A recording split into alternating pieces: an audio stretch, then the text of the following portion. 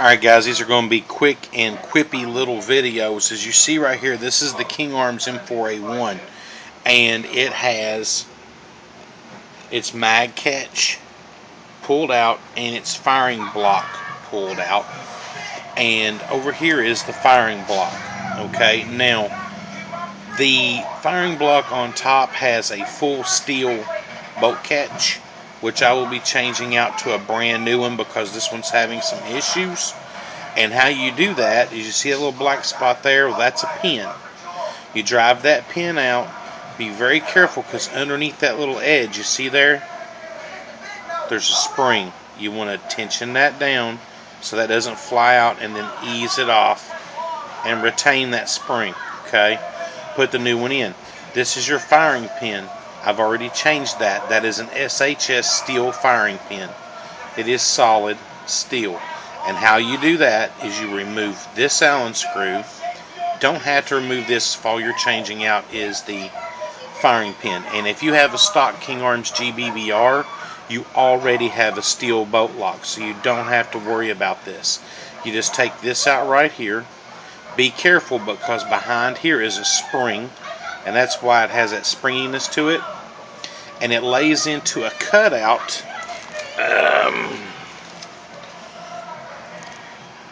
See if you can see it there. See that cutout? Because that right there is a stock. There we go. That's a better view of it. See that raised wall? That's where that little spring goes. Okay, so then you take that out, you lay that spring down, and then you put that firing pin in, and you put this piece back together and put that back in. That's as simple as I can tell you.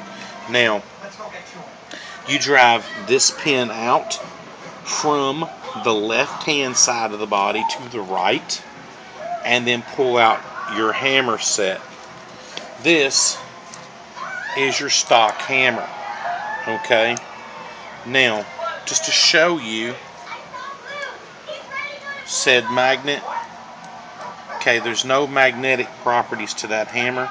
There is on the roller bearing part on the top, and there is on the bearings where it connects. So there is some steel bearings on the stock hammer, and what King Arms tried to do was they tried to put steel where they felt the pressures were going to be.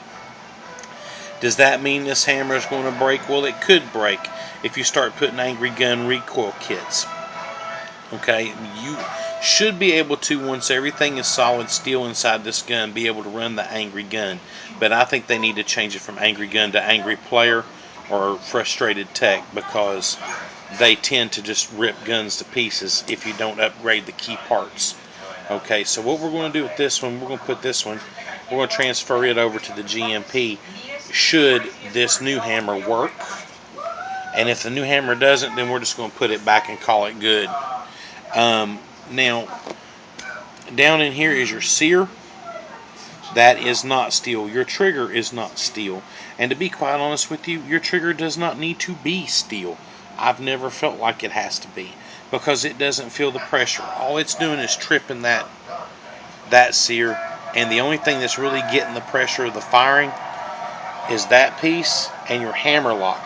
Your hammer lock, or also known as a disconnector, or your full auto sear in the King Arms, is steel.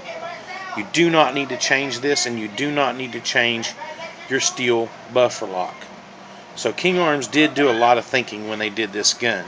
So there's only certain things that need to be changed, and right now that's going to be this sear and the hammer. Alright, stay tuned and we'll get everything in there and we'll see what it looks like.